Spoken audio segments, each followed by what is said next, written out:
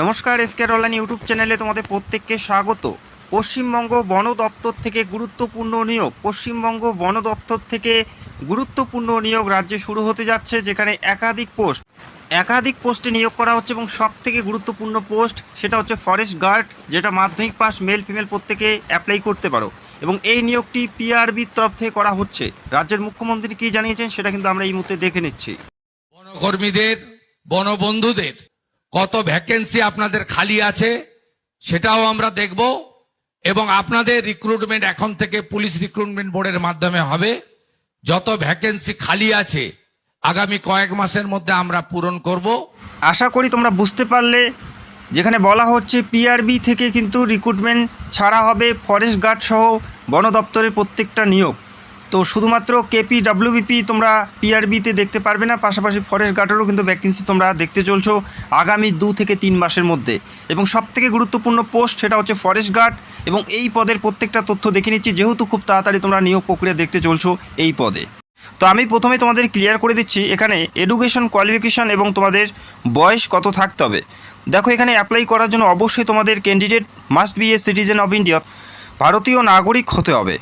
শিক্ষাগত যোগ্যতা এবং বয়স কী বলা আছে দেখে নিচ্ছি, তারপরে পরীক্ষা থেকে শুরু করে সিলেবাস এবং মাঠ কী থাকবে প্রত্যেকটা বিষয় A to Z দেখে নেব। দেখো, এখানে অ্যাপ্লাই করার জন্য বলা আছে মাধ্যমিক পাস থাকতে হবে অথবা মাধ্যমিকের সমতুল্য যে কোনো শিক্ষাগত যোগ্যতায় অ্যাপ্লাই করতে পারো। মাধ্যমিক পাস থাকতে হবে। West Bengal board of secondary education থেকে মাধ্যমিক অথবা মাধ্যমিকের সমতুল্য যে কোনো শিক্ষাগত যোগ্যতায় তোমরা এই গুরুত্বপূর্ণ পোস্টের জন্য যোগ্য এবং অ্যাপ্লাই করতে পারো।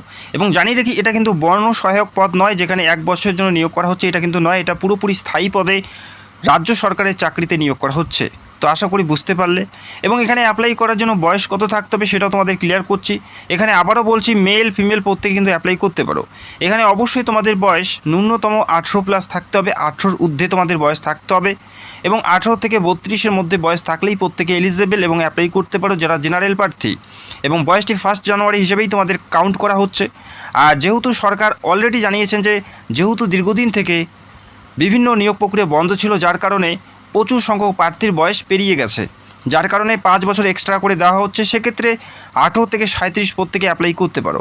এবং আলাদা করে যারা SC ST OBC তারাও কিন্তু ছাড় পাবে। SC ST 5 বছর, OBC 3 বছরের ছাড় থাকবে। তো আশা করি বুঝতে পারলে, অত্যন্ত গুরুত্বপূর্ণ নিয়োগ। 18 থেকে 37 প্রত্যেকে অ্যাপ্লাই করতে পারো যারা জেনারেল প্রার্থী, পাশাপাশি SC ST OBC প্রত্যেকেই ছাড় পাবে। এরপরে দেখে নিচ্ছি এরপরে আর কি বলা আছে। দেখো, সিলেকশন প্রসেস কি বলা আছে সেটাও কিন্তু আমরা দেখে নিচ্ছি। এখানে দেখো, সিলেকশন প্রসেস প্রথমে থাকবে রিটেন এক্সাম, অর্থাৎ লিখিত পরীক্ষা থাকবে প্রথমেই। আর একটু পরে আমি তোমাদের লিখিত পরীক্ষার সিলেবাস থেকে শুরু করে এক্সাম প্যাটার্ন প্রত্যেকটা বিষয় ক্লিয়ার করব। প্রথমে লিখিত পরীক্ষা থাকবে এবং তারপরে থাকবে মাঠ, ফিজিক্যাল এফিসিয়েন্সি টেস্ট এবং ফিজিক্যাল মেজারমেন্ট টেস্ট। যারা পরীক্ষায় পাশ করবে মাঠের জন্য ডাক পাবে, এবং তারপরে 10 নম্বরের একটি ইন্টারভিউ থাকবে। এই বেসে নিয়োগ করা হচ্ছে। তো আশা রাখছি তোমরা বুঝতে পারছো। এই নিয়োগ যেহেতু দীর্ঘ কয়েক বছর থেকে হয়নি, অনেক প্রার্থী কিন্তু জানে না যে কোন পরীক্ষা দিতে হয় বা হাইট ওয়েট কত থাকতে হয়, প্রত্যেকটা বিষয় ক্লিয়ার কর। আর যারা চ্যানেলে নতুন দর্শক, অবশ্যই আমাদের চ্যানেলটাকে সাবস্ক্রাইব করে রাখবে। দেখো, ফিজিক্যাল স্ট্যান্ডার্ড টেস্ট, যেখানে তোমাদের প্রথমেই ফিজিক্যাল মেজারমেন্ট টেস্ট দেখা হবে, অর্থাৎ তোমাদের হাইট ওয়েট মাপা হবে প্রথমেই। তবে এখানে তারাই কিন্তু ডাক পাবে যারা লিখিত পরীক্ষায় পাশ করবে। যারা লিখিত পরীক্ষায় পাশ করবে তারা কিন্তু এই মাঠের জন্য ডাক পাবে। এবং লিখিত পরীক্ষায় পাশ করার জন্য একটি নির্দিষ্ট কাট আপ যাবে, সেই কাট আপ অনুযায়ী যারা পাশ করবে তারা সরাসরি মাঠের জন্য ডাক পাবে। এবং প্রথমে থাকবে ফিজিক্যাল মেজারমেন্ট টেস্ট এবং তারপরে ফিজিক্যাল এফিসিয়েন্সি টেস্ট। এবং এই দুটি কমপ্লিট করার পর যারা সফলভাবে পাশ করবে তারা কিন্তু মৌখিক পরীক্ষা অর্থাৎ ইন্টারভিউর জন্য ডাক পাবে। তো প্রথমে দেখে নাও মিনিমাম ফিজিক্যাল মেজারমেন্ট টেস্টে কী বলা আছে। এটা কিন্তু মিনিমাম, যেটা ফর মেল ক্যান্ডিডেট অর্থাৎ ছেলেদের ক্ষেত্রে কি বলা আছে দেখে নাও। ক্যান্ডিডেট অল ক্যাটাগরিজ, শুধুমাত্র গোর্খা, গারোয়ালিস, রাজবংশী এবং শিটুল ট্রাইব বাদে প্রত্যেকটা ক্যাটাগরির হাইট থাকতে হবে মেলদের ক্ষেত্রে 163 সেন্টিমিটার। 163 সেন্টিমিটার থাকতে হবে রাজবংশী, ST, পাশাপাশি গোর্খা, গারোয়ালিস বাদে। এবং চেস্ট থাকতে হবে, দেখো চেস্ট থাকতে হবে 84 থেকে 89 সেন্টিমিটার। এবং ফুলিয়ে করতে হবে 5 সেমি বেশি, ফুলিয়ে 5 সেমি কিন্তু বেশি করতে হচ্ছে, এটা মেল প্রার্থীদের ক্ষেত্রে। এবং যারা গোর্খা, গারোয়ালিস, রাজবংশী এবং শিটুল ট্রাইব অর্থাৎ ST প্রার্থী, তাদের ক্ষেত্রে হাইটের প্রয়োজন থাকবে 152.5 সেন্টিমিটার। এটা মিনিমাম, এর থেকে কম হলে কিন্তু এই পদের জন্য তোমরা যোগ্য প্রার্থী হবে না। এবং চেস্ট থাকতে হবে 79 থেকে 84 সেন্টিমিটার এবং 5 সেমি, বেশি করতে হচ্ছে ফুলিয়ে।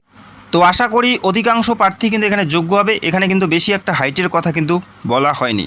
এবং ফিমেলদের দেখো, ফিমেলদের বলা আছে অল ক্যাটাগরিজ, শুধুমাত্র গোর্খা, গালওয়ারিস, রাজবংশী এবং শিটুল ট্রাইব বাদে যে কোনো কাজ থেকে অ্যাপ্লাই করলে মেয়েদের হাইট থাকতে হবে যেটা মিনিমাম 150 সেন্টিমিটার 150 সেন্টিমিটার, চেস্ট থাকতে হবে 79 থেকে 84 সেন্টিমিটার এবং 5 সেমি ফুলিয়ে করতে হচ্ছে। এই পদের ক্ষেত্রে ফিমেলদেরও কিন্তু চেস্ট মাপা হচ্ছে। তো আশা করি বুঝতে পারলে।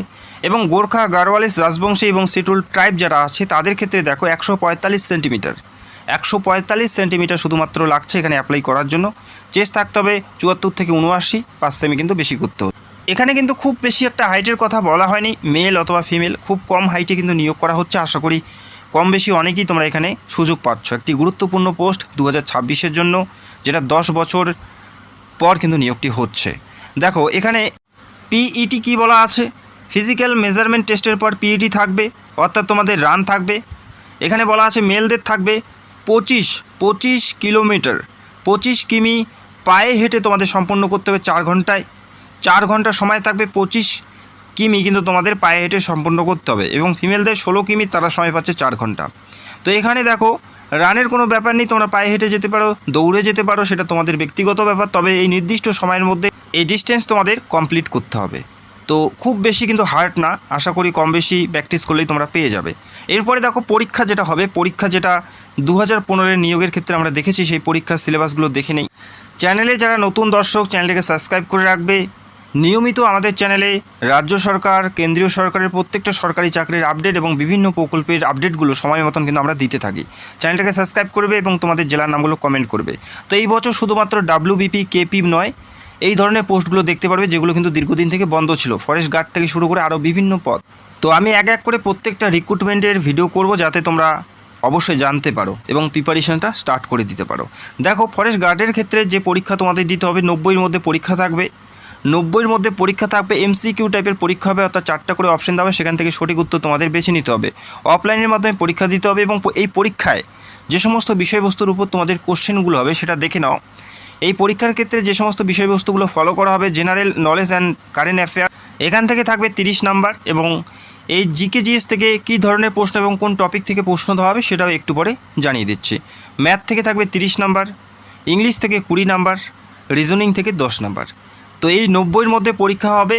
GK/GS থেকে শুরু করে ইংলিশ, রিজনিং, ম্যাথ প্রত্যেকটা বিষয় রয়েছে। এবং এই পরীক্ষায় পাশ করার পরেই তোমাদের ফিজিক্যাল থাকবে। লিখিত পরীক্ষা 90 এবং ইন্টারভিউ 10 নাম্বার, টোটাল 100-র মধ্যে ফাইনাল মেরিটটি প্রকাশিত হবে। তো আশা রাখছি তোমরা বুঝতে পারছো এবং কোন বিষয় থেকে কী ধরনের প্রশ্নগুলো দেওয়া হবে সেটাও কিন্তু তোমরা দেখে নিতে পারো। তো প্রথমে আমি তোমাদের জানিয়ে দিচ্ছি GK/GS থেকে যে সমস্ত প্রশ্নগুলো থাকবে 30-এর মধ্যে, ভারত এবং পশ্চিমবঙ্গের সাধারণ জ্ঞান, ইতিহাস, ভূগোল, বিজ্ঞান, বর্তমান ঘটনা অর্থাৎ কারেন্ট অ্যাফেয়ার্স থেকে তোমাদের প্রশ্ন থাকবে 2024-25, 25-26 পড়লেই হয়ে যাবে, সেখান থেকে কোশ্চেন পাবে। খেলাধুলা, পুরস্কার এবং গুরুত্বপূর্ণ দিনের থেকে প্রশ্নগুলো তোমাদের দেওয়া হবে। ম্যাথ থেকে মাধ্যমিক স্ট্যান্ডার্ডের ম্যাথ থাকবে, পাটিগণিত থাকবে, percentage, ratio, loss and profit, simple interest, average, time work, এই সমস্ত ম্যাথ থেকেই তোমাদের প্রশ্ন আসবে। যেরকম তোমরা WBP, KP-তে তোমরা কোশ্চেনগুলো দেখো ম্যাথের, সেই টাইপেরই কিন্তু তোমাদের কোশ্চেন কিন্তু দেওয়া হবে এই পরীক্ষার ক্ষেত্রেও। তো আশা রাখছি তোমরা বুঝতে পারছো। আর কিভাবে পড়বে, কোনগুলো বই ফলো করবে, আমি খুব তাড়াতাড়ি তোমাদের জানাবো ভিডিওতে। চ্যানেলটাকে সাবস্ক্রাইব করে রাখবে।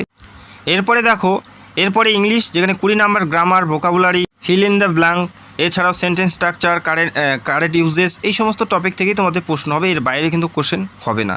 এরপরে রিজনিং থেকে 10 নাম্বার থাকবে, নাম্বার সিরিজ থেকে শুরু করে কোডিং, ডিকোডিং, এই সমস্ত প্রশ্নগুলোই হবে, এর বাইরে কিন্তু তোমরা কোশ্চেন দেখতে পারবে না। তবে এটা তোমরা আগের যে নিয়োগ প্রক্রিয়ার যেটা এক্সাম প্যাটার্ন সেটা দেখতে পেলে এটা কিন্তু পরিবর্তন হতে পারে, এবং পরিবর্তন হলে অবশ্যই আমি তোমাদের ভিডিও করে জানাবো। PRB তরফ থেকে যেহেতু নিয়োগ করা হচ্ছে, সেক্ষেত্রে তোমাদের এক্সাম প্যাটার্নে কিন্তু পরিবর্তন আনা হতে পারে। অত্যন্ত গুরুত্বপূর্ণ নিয়োগ, আর কয়েকদিনের মধ্যে তোমরা এই নিয়োগের বিজ্ঞপ্তি দেখতে পারবে ফরেস্ট গার্ডের। তো আশা করি কম বেশি প্রত্যেকে তোমরা এখানে এলিজিবল হবে অ্যাপ্লাই করার জন্য, যেখানে মেল এবং ফিমেল প্রত্যেকে অ্যাপ্লাই করতে পারো শুধুমাত্র মাধ্যমিক পাশে। তো চ্যানেলে যারা নতুন দর্শক, চ্যানেলটাকে সাবস্ক্রাইব করে রাখবে। আর ভিডিওটি দেখার জন্য অসংখ্য ধন্যবাদ। Thank you so much.